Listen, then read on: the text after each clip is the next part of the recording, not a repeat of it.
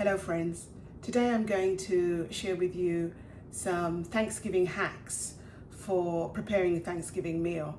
It's that time of year, a few days now, we're going to be in the kitchen, either preparing the meal or the side of the kitchen, waiting for the meal to come to us. And I thought I'd share with you some hacks or ideas that might help to make your Thanksgiving meals run a little more smoothly.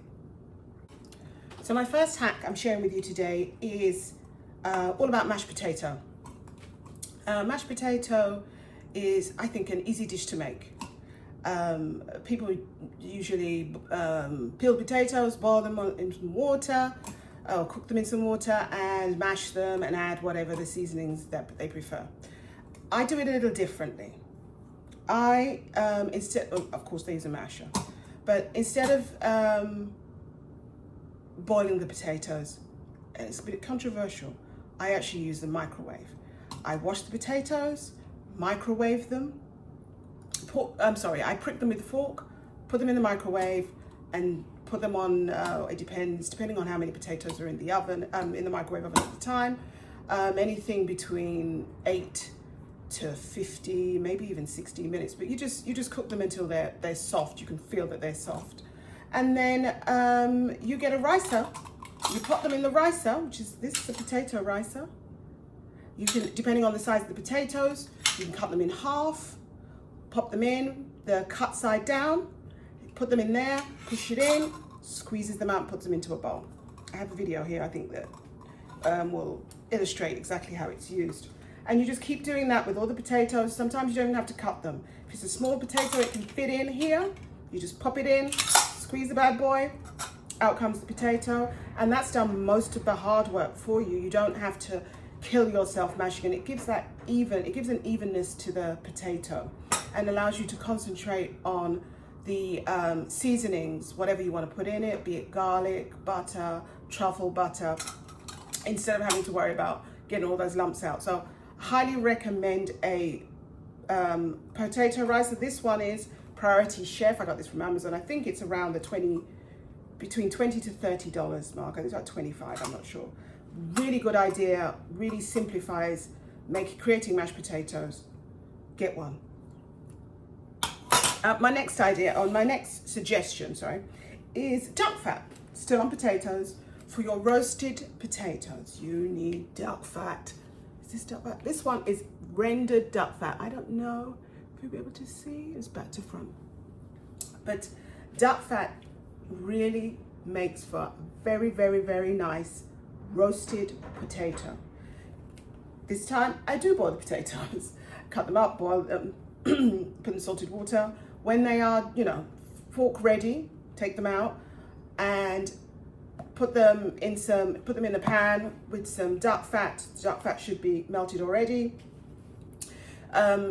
Before I put them in the pan, I shake the potatoes around so they're a bit of rough on the edges. You could also drag a fork on them as well. Make them just a little rough so the duck fat can do its work and create some really, really crispy potatoes. Duck fat, duck fat, duck fat. Duck fat is not cheap. I think you can get, this is refrigerated duck fat, which is a little more pricey. It's all I could find, to be honest with you.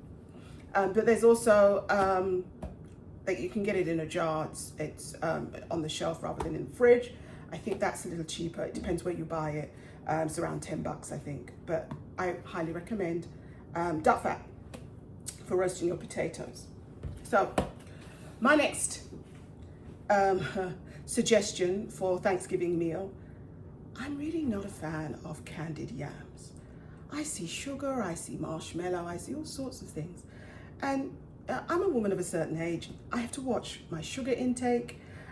Food, if I'm gonna have something that is not the healthiest thing, I want it to at least, it's gonna be on the sweet side. I want it to be at least, I don't want it to kill me. I don't want it's going into my body. Candied yams to me just seems, I know it's controversial. I know lots of people love candied yams, but man, I just don't understand it. So my suggestion is to swap out your candied yams if you are concerned about your sugar levels or your cholesterol levels, and instead prepare some really easy peasy butternut slices of butternut squash. Literally all you have to do is put them in a bowl, and I have something, hopefully a video here. You put them in a bowl, put some cinnamon on them. It's really good for you, especially if you're watching your sugar or if you have a sugar issue. Put them in a bowl, put some cinnamon on them, some olive oil, toss them, put them on a baking tray lined with parchment paper, cook them between, depending on your oven, between 380 and 400. About 30 minutes, done. That is it. Really easy. You can put them in while you're cooking other things, and the smell is truly divine, and so is the taste. The butternut squash has sweetness, depending on how sweet it was when you bought them, but the butternut squash has sweetness, so you get that sweet flavor to it, and the cinnamon cuts the sweetness and gives it sort of a balance, and it will make a wonderful side dish with the rest of your Thanksgiving dinner. So I implore you, perhaps just for 1 year, skip the candied yams and have some roasted butternut squash. It is a really nice alternative, particularly if you have health issues. Recommend it. Where am I? That's the third one. I've got a list here. Number 4. So I was on Instagram, and Kitchenista, who is an awesome food blogger. She's really good. She does some amazing dishes. She had her turkey top tips or something, or Thanksgiving top tips. And the first one was that people would prefer smothered turkey wings to a whole bird, a whole turkey. Now, I don't know if that's true. I know I would. So I thought I'd give it a try. So I did find, and I'm going to share it with you here, there will either be a link to the recipe or a little video running besides me. And so what I did was I seasoned with a few items, one being, and most importantly, my smoky morita, with some salt, some pepper, allspice, and something else I can't remember. Oh, brown sugar, I think it was. Maybe something else. But I'll put the information on the screen or below. And I seasoned that, left the turkey wings to season. Now I did the drums and the flats together. But what I found was that the flats cook beautifully, but that drumette bit of the wing, it needs longer to cook. So, well, for me, should I say, it was cooked, it was fine. But I really, once I cooked the wings, everything was lovely. This was a delicious meal. I put some butter, I think, on top with some peppers and some onions, put it in the oven, cooked it real slow, took quite a while to cook, but it needs to be cooked real slow. And the good thing about smothered turkey wings is you could cook it day or two before, no problem. And just keep it in the fridge, keep it cool. And what was I saying? Turkey wings. So, yep, I put the butter on it, put it in the oven, came out lovely. The flats were divine. And I think if you're looking for recipes, other recipes, I think you'll find that some people actually just do the flats. I don't know what they do with the other drum bit. I think what I'm going to do with mine is, because we ate the flats, the drums, I'm going to just flake the meat and make a soup. I'm really not a fan of turkey, but I thought this was a really good alternative. I might, for Thanksgiving, try turkey again, but not the whole bird. I think I might do thighs. But turkey wings, smothered turkey wings as an alternative is a really good idea. And I got that recommendation from Kitchenista. She thinks it's a waste. And I totally agree with her, because how much of that bird can you eat? Okay, next one is number 5, I think we're on now. Fancy snacks. So you're cooking your meal, perhaps people have started arriving where you're finishing off, and you've got those vital parts of the meal to finish, and you've got people asking, do you need help? Can I help with anything? People milling around in the kitchen, just need a bit of ice and so on. My suggestion to you is to avoid interruptions in your kitchen when you're just finishing off your meal, is to make sure you have lovely snacks available for guests, and perhaps a lovely cocktail. I bought some, I always do a tray of an arrangement of snacks so that when people arrive, they can start munching on those snacks, ask you questions about what snack they is. And this is, which one is this? It's dark chocolate covered cherries. I got this from Trader Joe's. These are lovely, really nice. And it's a big fat cherry inside. And so I'm going to have these on a platter with some other stuffs so that people can munch away during, as they arrive. I think a margarita is a really good idea, or a cocktail you know your friends would really like. Tequila's always, I think it's very trendy right now. People are enjoying it. A spicy margarita might be a really good idea for when people arrive, to give them a drink. You can rim the glass with some smoky marita. Just mix this. You can mix this smoky marita spice, and this is the spice that I sell. This is my spice blend, Diverse Dinners, and you can find it on diversedinners.com. You can mix spicy marita with some brown sugar and put it on a plate, and just, you know, put some lemon on at the edge of the glass and rim the glass, and then pour in your spicy margarita. This will go really nicely with it. Really, really nice. So yes, have some snacks so that folks aren't all up in your hair, all in your kitchen, in your fridge, getting ice. Get everything. Make sure you prepare a nice platter and interesting food items. I think I did another time. I did a what do you call it? A cheese plate, cheese and meat, charcuterie plate, and I added some smoked duck with it. It's very expensive, but it was worth it, because all that everyone did was talk about, oh, this is really nice. What is this? You know, it's duck. It just keeps them out of the kitchen. You can converse with them. Plus, they're excited about what they're going to eat, because the snack's already interesting. They've got you've gained their interest, and so they're ready and excited about the meal. So it's a really good way to keep everyone calm out of the kitchen, well, keep you calm and everybody out of the kitchen, and keep so that you can get your dinner on track like you need to, or lunch, whatever Thanksgiving is for you. So that was, what number was that? That was number 5. We're on number 6. Number 6, carrots. We have a problem, friends. Carrots are a problem in the US. There seems to be quite widespread E. coli outbreak concerning carrots, the wonderful carrot. It seems to be bagged carrots rather than those sold separately, but it's affecting many stores: Target, Trader Joe's, Whole Foods, I think the ones I saw, and many others. So be careful with your purchasing of carrots. Perhaps you need to get them from a farm or some sort of farm to table situation. Carrots are a problem. So perhaps we skip them this year. I don't know, because it has affected, do your research, but it's affected many brands, many stores. So carrots are a problem. So be careful of carrots. Number 7 is, my suggestion is, use a cooler when you can. I have this machine here. Let me get it. Ooh. It's really big. Look at it. It's really big. It's a cooler.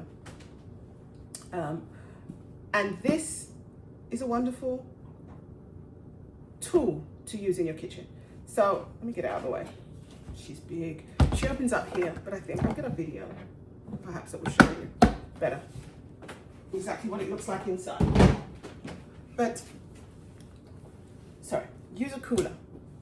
If you have a cooler, don't go and buy a cooler. If you don't have a cooler, you don't have a cooler. But if you have a cooler, doesn't matter if it's the polystyrene ones or the bag ones, whatever you've got, make use of it in your kitchen to keep your salads cool, or some of your prepared dishes like your mac and cheese and your mashed potato, whatever kind of potato you're going to make, and to keep them warm. So coolers, the one I showed you actually has an option to keep it cool and that option to keep it warm. It's a really good cooler heater thing. But if you don't have that, even if you want to keep them warm, you just wrap them in some towels, put them in a cooler. It will contain the heat. Use that to help you keep your food warm, and avoid stressing yourself out trying to manage lots of dishes and making sure they're all at the right temperature. So make use of a cooler. It'll make your life much more easier. So number 8, oven thermometer. This is your friend. I know we have these ones here. I have these ones. These are my food thermometers, meat thermometers. You know, you stick them in and it tells you what temperature the meat is or whatever dish you're testing. But an oven thermometer is a really good tool too. Particularly when you're doing a lot of opening the oven, checking on things. Opening an oven is going to affect the temperature. All you have to do is hang this. You see this little hook? You hang this on the what do you call that thing? The grate, whatever you call that thing, the shelf, and it will let you know the temperature of your oven throughout all the time you're cooking, just to give you some reassurance you've got the right temperature, because it can be really tough opening up the fridge, opening up the oven every 5 minutes or every 30 minutes. To check on what you're cooking. This will let you know you're the right temperature. And sometimes, if you put your oven on 350, this might tell you that it's like 325. So this is really good to make sure that you've got the right temperature to cook your dishes well, evenly, and on time.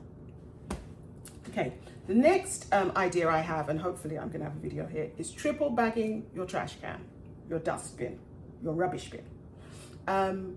Use 3 bags instead of just putting a bag in. I have one of these. Can you see it there? I have a trash can right here. It's quite big and it's got a rubbish side and a what do you call it? It has a what do you call it? Why can't I think of it? Why? I can't think of it. Recycling.